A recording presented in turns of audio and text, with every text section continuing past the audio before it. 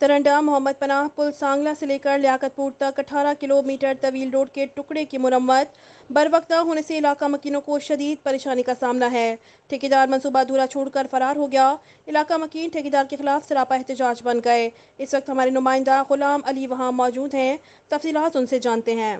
इस वक्त मैं तरंडा मोहम्मद पनाह में मौजूद हूँ, जहाँ पर पुल सांगला से लेकर लियाकतपुर को आपस में मिलाने वाला तवील रोड का 18 किलोमीटर लंबाई का टुकड़ा जो है टूट फूट का शिकार था, जिसकी तामीर और मुरम्मत के लिए MNA मखदूम मुबीन अहमद ने कमोबेश 239 मिलियन की खतीर रकम ग्रांट दी है, जो इस रोड को तमीर और मुरम्मत के लिए दी गई है। मगर ठेकेदार जो है इस मंसूबे को अधूरा छोड़कर रोड पर पत्थर डालकर फरार हो चुका है। रोड पर पड़े पत्थर अहले मोहल्ला और इलाका मकीनों के लिए वबाल जान बन चुके हैं। सरापा एहतजाज हैं इलाका मकीन ठेकेदार के खिलाफ। मेरे साथ एहतजाज के शुरका मौजूद हैं, उनसे जानेंगे कि रोड से उनको किस कदर मुश्किलात का सामना है। बिस्मिल्लाहिर्रहमानिर्रहीम। मेरा नाम मोहम्मद जनवडा चन्नाड़ साहब का काउंसलर मौजा सांगला यूसी तरंडा मोहम्मद पनाह तहसील लियाकतपुर का रिहायशी हूँ।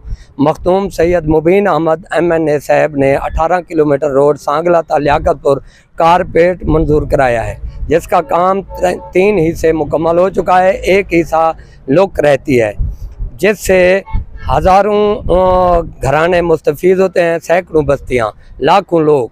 तो हमारी वज़ीर आला पंजाब मोहसिन नकवी साहब से अपील है कि वो इस मंसूबे को जल्द अज जल्द मुकम्मल कराए, और जनाब मियाँ मोहम्मद शहबाज शरीफ से भी अपील है कि वो इस मंसूबे के लिए ख़ुसूसी दिलचस्पी करे और इसको मुकम्मल कराए।